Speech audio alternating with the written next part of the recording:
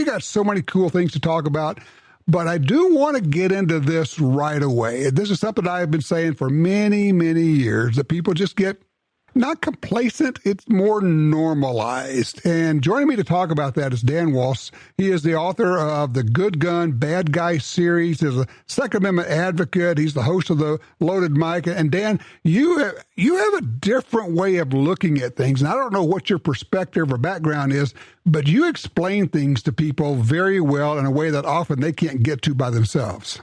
Well, thanks, Tom. I appreciate that, and thanks for having me on your show. It's always great talking with you.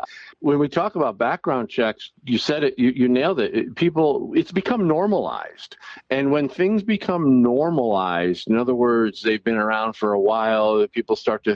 People they mistake the length of time something's been around with it legitimacy, and the reality is background checks are not legitimate. Background checks are the antithesis to the Second Amendment. Our founding fathers, when they wrote the Second Amendment, they wrote it because they didn't want the government to decide who has a gun. And now, over the course of time, we've given that ability back to the government to approve our God-given right if they choose so. If they choose, and it's actually a reversal of the innocent until proven guilty concept. With a background check, everyone is guilty until you go prove your innocence.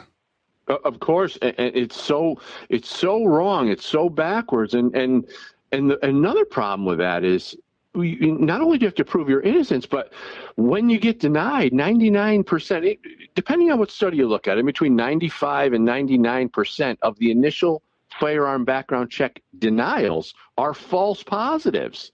In other words, good people being denied for no good reason. Could be any number of reasons, mistakes, paperwork errors, whatever.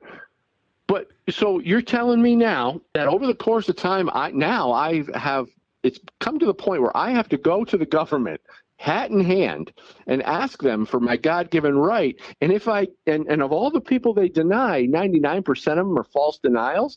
You got to be kidding me. This is ridiculous. But Tom, here's the problem. It's been normalized. Yes. And not only do people expect it, they're okay with it. They're fine with it. And one of the things I want to do, I want to explain to people, where did we get the NICS, the instant background check? It came out of the Brady Bill way back, and the Brady Bill required a waiting period. And so the instant background check was actually put forward by the gun industry to say, look, waiting periods are no good. You're denying people their ability to buy a gun. So let's put in a system where you don't have to wait 10 days for the law enforcement to check them out. We'll make it instant. At the time, it was thought that this was maybe a less bad solution, but to your point is that now it is completely, we have maybe two generations of people that have never known anything but having to get a background check. But here's the problem, and I want you to pick up on this.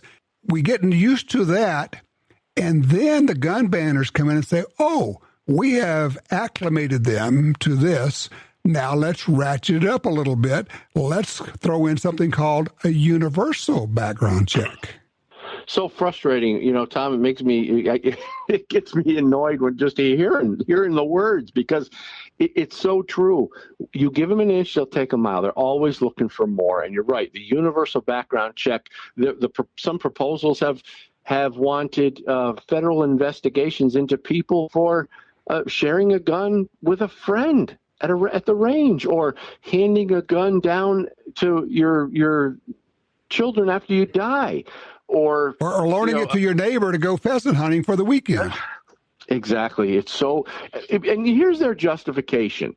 They try to justify this by saying it'll keep people safe. First of all, it doesn't keep people safe because the bad guys, they don't care about the background check system. They laugh at it. Mm-hmm. But the thing is, if the legal system was working properly, and people could just go to the gun shop and buy whatever they want. The government doesn't need to know about it. And if the bad guys were in jail, there would be no problem. But they justify it by saying, well, we got all these bad people out on the streets. Well, yeah, because you keep letting them out on bail reform and early release. If they're in jail, they're not committing crime on the street. It's kind of a simple concept, but it goes against what they want. Now, there's one other aspect of this whole thing, as you mentioned, going to a gun store. I am old enough to remember being able to buy guns at hardware stores before there was such a thing as a federal firearms license, 1968 Gun Control Act. And so the federal firearms license, a licensed gun store, is put in there so the government can control the flow of guns, who can buy them, how it all happens. There should not be an FFL system. There should not be a licensed gun store system. Anybody, any store, anywhere should be able to sell a gun without any government records. Well, Tom, you're preaching to the choir, and I hope some people are listening who need to hear this, because it's absolutely right. This has become, you're right, it started with the Gun Control Act in 1968. That was the year I was born, by the way. But, then we went to the Brady Act in 93, and then we went to the NICS system in 98. This has been a progression. Can we see this? Can people recognize what's going on here? It's unbelievable that we have just kind of said, oh, okay. And we even have gun owners in our own community who kind of just accept it. And, hey, I kick and scream. I'm one of those guys. I hate it. Well, and you also point out something. I'd love to get you to weigh in on this just a bit.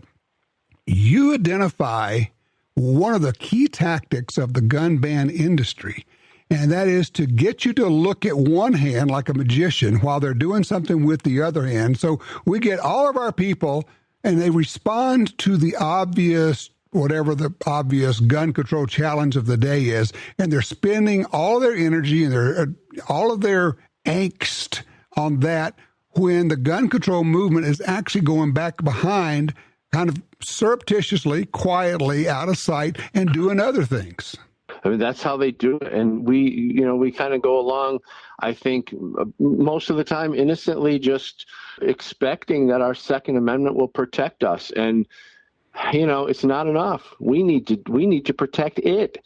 And a lot of times we sit back and we don't do the necessary work. Yeah, and people get killed for this stuff too, because I just wrote a article for Gun Owners of America.